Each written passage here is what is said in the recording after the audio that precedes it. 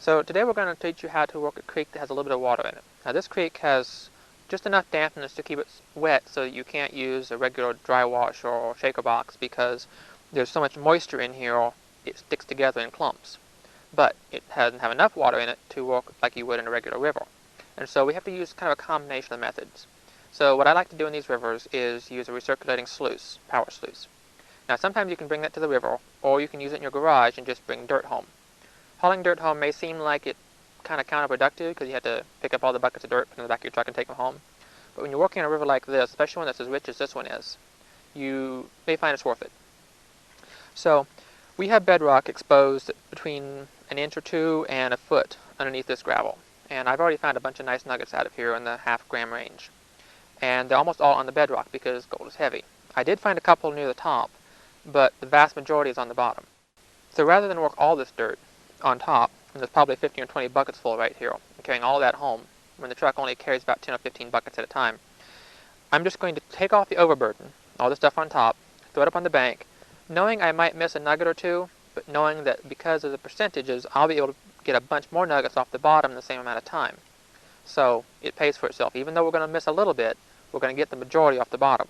So I'm just going to scoop this up with a bucket or shovel, throw it up on the bank, and when I get down to where I'm starting to scrape bedrock, I'm going to stop.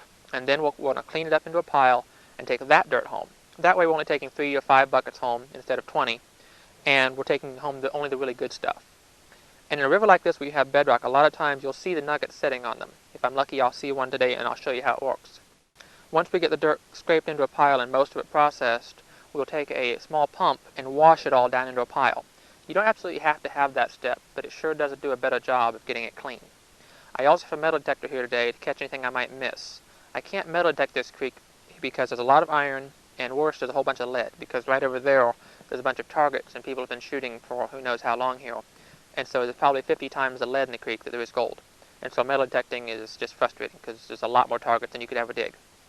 But once I get to the bottom, I'm down in bedrock, and I've already scraped away most of those targets, then I can see if I've missed anything. So now we're going to do that process. I'm going to show you how it works start to finish.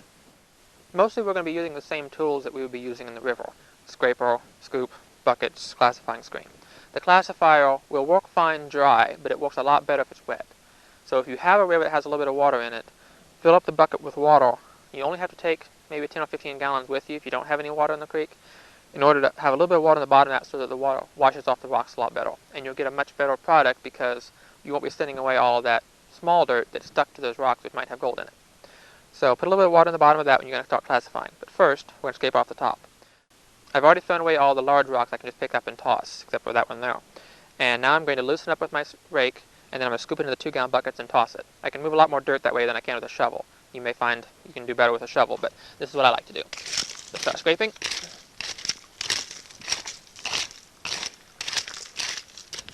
Get everything loose. Biggest rocks you can throw away like that. And then take a bucket.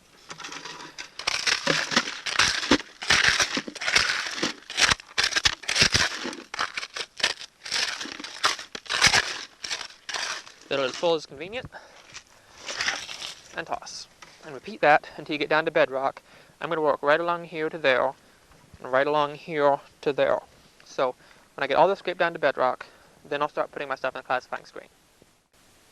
So we've been working on this for about an hour now, and as you can see, we've moved quite a big pile of dirt out of here. And we're basically down to the water level. That's not necessarily bedrock, but it's basically one consistent level across here. I've got bedrock there, I've got bedrock here, I've got bedrock there. This could be basically flat, or it could scoop down into a big pit. I don't know, and I won't know until I get down into it.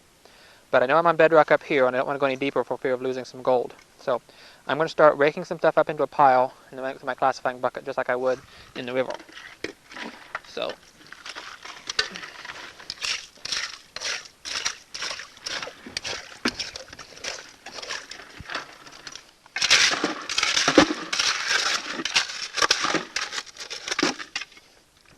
I think we get a lot deeper here real quick, but you never quite know. So, following bedrock around there.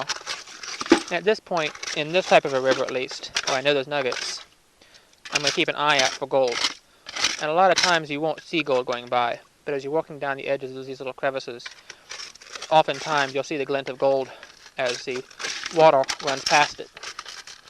So keep your eyes peeled for that. Most of the nuggets I've found in this river I've seen go by that way and been able to actually pick out. Okay, dump that in there.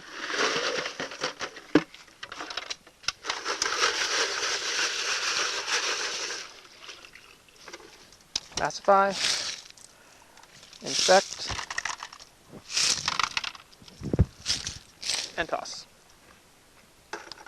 Rinse and repeat.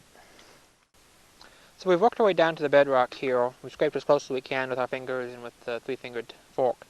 And now you see we've got a lot of dirt still on here. This is the point at which you want to be obsessive about getting it clean. All the rock that we have on here is gone, but gold being the heaviest is likely to be stuck down in these crevices and you're not going to be able to see it. You're likely not to have much in your buckets after all we've done. The majority of your gold is still going to be down here. So you need to make sure you get that very, very clean if you're really going to do a good job of this and get the most out of your work. So I'm going to scoop some water up here and pour over it. Now I've got a pump, I'll show you a little later, for other parts where we don't have access to the water in the river like this. Watch as you do this and you'll probably find some gold down here if it's here to be found. This is the most likely spot for it.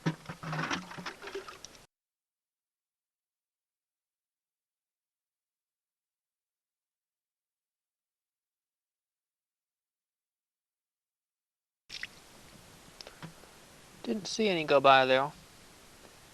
We would not necessarily have seen it. It's a good chance we would have, but we don't always see the gold when it goes by in this sort of situation.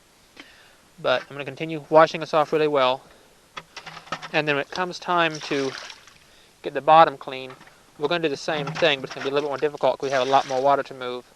And where we are here, we actually have some water pouring into the hole all the time. So we have to keep bailing it out to work down in the bottom. That's going to make it a little bit more challenging than usual.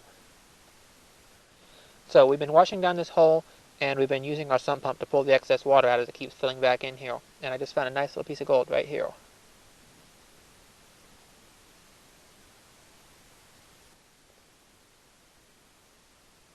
Now, it's not the biggest flake we've ever found, but it is a nice little chunk that will go into our vial, and it'll sluice out the rest when we get home. So as you can see, we've already worked this down a long ways, and this has been mostly our day's work, just getting down to this point. But this is where the fun starts, because now is where you're going to start seeing your gold as you wash it down. The water level is actually up to about here. We've been using our sump pump. It's a Harbor Freight sump pump, costs about $20, and a lawnmower battery, which costs about $35, and it'll run the pump for about a half an hour. So that'll allow us to suck the water out of here. Otherwise, you're just working in murky water. You can't see what you're doing. It's really hard to actually find the gold and get it really clean in the bottom. So what we're doing is we just keep scraping this back into the lowest portion of the hole, using these tools to scrape around, keeping an eye out for our chunks of gold as we go, scraping it down over here. And once we get it pretty close to the bedrock, we will wash it down like we did up there with a bucket of water, like that. Now this is for types of creeks that actually have some water in them, obviously. There's a slightly different method for really dry creeks. But if you have a creek that has some nice bedrock in it, you can get down to it, you can actually use that bedrock like a bucket or reservoir and just dump your water in there and then use your sump pump to wash down the rocks into that hole and dig it out that way. And that's a really good way of working places because no one has ever worked a lot of these pits that well. No one has ever worked in this river that I know of. And that's why we're finding a lot of good gold in the bottom of it.